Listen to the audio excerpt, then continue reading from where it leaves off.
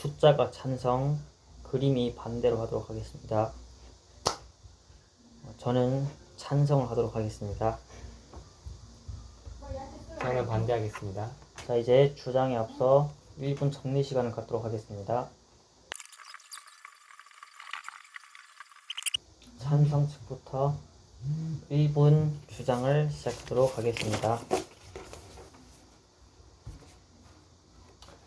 저는 희귀 멸종 위기종의 보호는 민간 기업이 맡아야 한다고 생각합니다. 그 이유로는 민간 기업이 보호 프로젝트를 추진 시 정부 주도하의 보호에 비해서 특정 정책의 변화나 정권 교체 시기인 선거철에 따라 그 프로젝트의 방향이 크게 바뀌지 않으며 어떤 정책적인 요소에 크게 좌지우지되지 않는다는 점입니다. 이런 점들은 프로젝트의 안정성과 지속성을 높이는 데 큰 도움을 줄 수 있으며, 그 다음에 어떤 이런 희귀 멸종 위기종을 보호하는 프로젝트에 더욱더 예산을 더 집중시킬 수 있다는 점이 저는 찬성의 근거로 삼았습니다. 이상 주장 마치겠습니다. 이제 반대 측 1분 주장 시작하도록 하겠습니다. 정부는 민간 기업보다 더 효과적으로 멸종 위기종을 보호할 수 있습니다. 첫째, 정부는 민간 기업에 비해 압도적으로 많은 예산과 자원을 가지고 있고, 둘째, 모든 지방정부와 연결된 전 국가적인 의사결정 체계를 가지고 있으며, 셋째, 민간 기업이 가질 수 없는 높은 신뢰를 가지고 있습니다. 이를 바탕으로 정부는 대규모 과학 연구를 수행하고 전 국가적인 보호 정책을 개발할 수 있으며, 국적 분야 소속을 불문한 다양한 출신의 전문가들과 손쉽게 협력할 수 있습니다. 반면에 민간 기업은 정부에 비해 압도적으로 적은 예산과 자원을 가지고 있고, 의사결정 체계의 범위가 매우 좁으며 정부만큼 강력한 신뢰를 보유하고 있지 않기 때문에 대규모 과학 연구를 효과적으로 수행할 수 없고, 보호 정책의 효과를 보장할 수도 없으며 협력할 수 있는 전문가들의 범위도 매우 좁다고 할 수 있습니다. 이상입니다. 네, 이제 3분간 반박 준비하도록 하겠습니다.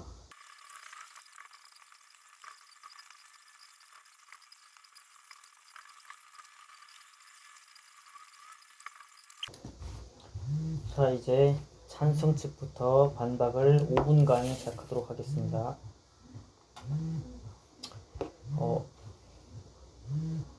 자, 이제 제가 먼저 말씀드리고 싶은 부분은 예산이 압도적으로 많다고 하셨는데, 그 예산이 많다고 하는 것은 특정 분야에 사용되는 예산만을 지칭하는 것이 아니라 국가 전체적으로 봤을 때 여러 분야에 사용되는 전체적인 예산을 통틀었을 때는 많으나, 어떤 특정 프로젝트를 수행하거나 정부 부처에서 예산을 사용하기 위해서는 예산 심의를 거쳐야 되며 예산을 배정받게 되는데요. 그렇기 때문에 그 총체적인 예산의 양이 크다고 하더라도 정부에서는 그만큼 하는 공적인 일들이 매우 많기 때문에 수많은 예산 배정을 받다 보면은 현실적으로는 말씀하신 것처럼 그렇게 많은 예산을 받을 수 있다고 확신하듯이 말기는 어렵다고 생각하는데, 이에 대해서는 어떻게 생각하시는지. 저는 그 예산의 절대적인 수치보다는 이제 민간 기업과의 상대적인 비교를 하고 했던 것이고요. 국가 전체 예산에 비교했을 때 동물 보호에 들어간 예산은 적겠지만 민간 기업의 역시도 마찬가지 논리가 적용된다고 생각합니다. 민간 기업의 전체 예산보다 민간 기업의 동물 보호 예산이 훨씬 적을 것이고, 이 두 단체의 보호 예산을 비교한다면 당연히 국가가 더 많을 거라고 생각합니다. 일단 제가 말씀하고 싶은 거는, 민간 기업의 경우에는 이제 여러 가지 일을 집행하는 것이 아니기 때문에 정부에 비해서, 그렇기 때문에 오히려 이제 동물을 보호하는 곳에 더 많이 예산을 쓸 수 있다고 생각하는 부분이고요. 다음 질문 드리도록 하겠습니다. 일단 그리고 사기업 쪽에서는 전문가를 채용하거나 전문가를 접할 수 있는 분야가 굉장히 폭이 좁다고 하셨는데, 현재 사기업 같은 경우에는 예를 들어 삼성만 해도 성균관대 반도체공학과, 그 다음에 한양대의 경우에도 주변 이제 기업들과의 산학협력 등이 유명한데요. 이렇게 사기업들도 산학협력을 통해서 많은 전문가들과 뛰어난 우수한 인재들을 채용하는데, 그래서 어떤 부분을 바라보고 폭이 좁다고 말씀하셨는지 궁금합니다. 제가 살펴봤던 사례는 이제 해외 기업 및 국내 기업의 다양한 동물보호 캠페인 사례였는데요. 그 사례 보고서에서 개선점으로 제시된 부분이 이제 해외 기업과 및 국내 기업의 공통적인 한계점이 지역적으로 활동한다는 겁니다. 그래서 예를 들어서 특정 기업은 특정 소비자층을 대상으로만 마케팅이나 캠페인을 진행하기 때문에 아무래도 특정 소비자층이 몰려있는 지역에 영향력이 한정되고 해외 기업도 마찬가지가 적용된다는 겁니다. 그래서 제 생각에는 전문가의 폭이 제한될 수밖에 없는 것 같습니다. 여기서 좀 궁금한 점은 지금 말씀하신 거는 어떤 타겟팅이라던가 아니면은 캠페인이 발휘되는 유효 범위가 굉장히 좁다고 말씀하신 것 같은데 그거랑 인재 채용의 문제는 다르다고 생각하는데요. 지역적으로 적용이 되더라도 특정 마켓 대상을 하더라도 거기에 채용되는 전문적인 지식을 가진 사람은 당연히 채용될 수 있다고 보고요. 그렇기 때문에 폭이 상대적으로 좁다라고 말하는 거는 채용 시장이 굉장히 넓고 받아들일 수 있는 경로가 너무 많은데도 그걸 좁다라고 표현하신 부분은 좀 과도하지 않았나 이렇게 생각을 합니다. 이만 반박 마치도록 하겠습니다. 저 혹시 대답해도 돼? 1분 35초 남았었어요. 난 맞지. 맞췄어. 마치면 끝나는 자 이제 반박 측 반대 측 반박이 있겠습니다. 일단 첫 번째 질문입니다. 네, 희귀 멸종 위기종을 보호하기 위해서는 네, 서식지 회복과 네. 위기종 복원 등 다양한 영역의 유기적 연계가 필수적인데 네. 민간 기업이 이러한 연계를 수행할 수 있다고 생각하십니까? 여기서 제가 질문 드리고 싶은 게 지금 반대 측에서는 보호라는 단어의 정확한 뜻을 알고 계시는지요? 보호와 그 다음에 복원의 차이를 알고 계신가요?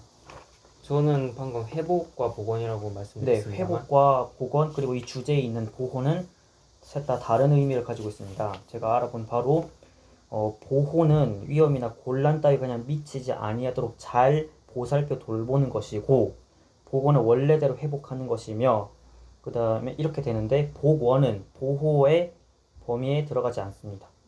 그렇기 때문에 보호를 한다고 해서 무조건 복원을 집행해야 되는 것은 아니므로 저는 민간 기업에서도 보호를 잘 할 수 있다고 생각을 합니다. 네. 두 번째 질문입니다. 희귀 멸종 위기종을 보호하기 위해선 체계적이고 일관된 멸종 위기종 분류 기준 수립이 필수적인데 네. 민간 기업이 이러한 멸종 위기종 분류 기준을 마련한 사례가 혹시 있는지 혹시 설명해 줄 수 있나요? 민간 기업 중에서도 이제 민간 기업에서는 주로 동물원을 통해서 이제 멸종 위기종을 보호하고 있는데 동물원을 통해서 멸종 위기종을 보호하고 있는 것 자체가 분류 기준을 마련하고 있다는 것으로 저는 해석합니다.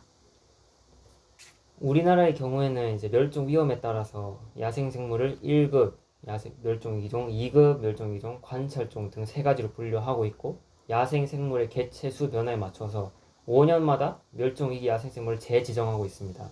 그런 점이 동물원에서 이루어지고 있다는 건가요? 민간 기업에 의해서? 제 말은 이제 대답하고 싶은 거는 이제 이렇게 정부에서 이렇게 지정하는 이런 분류 기준을 정부에서만 사용할 수 있는 건가요? 혹시 제 질문 대답이 이루어진 건가요? 제가 이해를 정확하게 하기 위해서. 네네네, 어떤 질문이었죠? 그러니까 여기서 말씀하신 것처럼 정부에서 정부는 체계적인 이런 분류 네. 체계 갖춰졌다 이 말씀이잖아요. 네. 이런 분류 체계를 정부에서만 사용할 수 있다는 말씀이신가요? 민간 기업도 따를 수 있습니다. 네, 그렇게 생각한다면은 저는 민간 기업에서는 정부 부처에서 마련한 이런 분류 체계를 잘 이용하면은 된다고 생각합니다. 네, 그런 점에서 저는 이제 정부가 민간 기업보다 더 영향력이 크고 앞서 있다고 생각하고요. 세 번째 질문은 이제 희귀멸종 위기종을 보호하기 위해서는 불법 포획, 네, 가공, 유통, 보관, 수출, 수입 등에 대한 법적 규제 마련이 필수적인데 네. 민간 기업이 그와 같은 법적 규제를 어떤 방식으로 시행할 수 있다고 생각하십니까? 또는 시행하지 못하더라도 어떤 방식으로 도움이 될 수 있다고 생각하시는지요? 규제에 대해서는 이제 민간 기업 같은 경우에는 이제 법 개정 요구를 하는 이제 캠페인이나 시위를 벌일 수 있고요. 그 다음에 지속적인 사회적 요구를 통해서 법 개정을 촉구할 수 있다는 점이 있습니다. 그리고 민간 기업에 네, 그렇게 할 수 있습니다. 혹시 민간 기업이 성공적으로 멸종 위기종 동물 보호 캠페인을 수행한 사례가 있나요? 그것은 준비하지 못했습니다. 알겠습니다. 그럼 이만 반박 마치겠습니다. 네. 자, 이제 2분간 정리 시간을 가지도록 하겠습니다. 정부에서 주도하는 프로젝트 같은 경우에는 주로 이제 선거철에서 정권에서의 승리를 위해서 어떤 트렌드를 따라가기 위해서 주도되는 경우가 있다고 생각을 합니다. 그렇기 때문에 동물 보호 같은 경우에도 정권이 교체되면서 이전 정권에 따른 계획이 다음 정권에서는 바뀌는 경우가 있습니다. 사례를 들자면 서울기술연구원 같은 경우도 이전 정권에 의해서 출범되었지만 다음 정권이 교체됨에 따라 이제 영향을 받고 있다고 저는 알고 있습니다. 이런 점에서 민간 기업이 주도해야만 정치적인 견해나 아니면 다른 목적에 의해서 목적이 변질되지 않는 안전한 운영이 가능하다고 생각합니다. 이제 반대측 1분 정리 시작하겠습니다. 정부는 민간 기업보다 더 오랜 기간 동안 더욱 효과적으로 희귀 멸종 위기종을 보호하여 왔습니다. 우리나라의 경우 멸종 위기 보호 정책의 일관성을 확보하기 위해 10년 단위의 중장기 보전 대책을 수립하고 멸종 위기종 보건을 총괄하는 독립적인 기관을 신설하였습니다. 일례로 2006년 이후로 국립생물자원관을 설립하여 현재까지 15년에 이르는 기간 동안 다양한 멸종위기 야생 동식물 증식 및 보건 계획을 추진해 왔으며 이를 통해 실제로 반달가슴곰을 비롯한 주요 멸종 위기종의 개체수를 크게 늘릴 수 있었습니다. 이 외에도 정부는 압도적인 예산의 규모 그리고 압도적인 신뢰 또한 전 국가적인 의사결정 체계를 통해 민간 기업보다 훨씬 더 효과적이고 장기적이고 일관적인 야생동물 보호 정책을 수립할 수 있다고 생각합니다. 이상입니다. 네, 이상 토론 마치도록 하겠습니다. 감사합니다.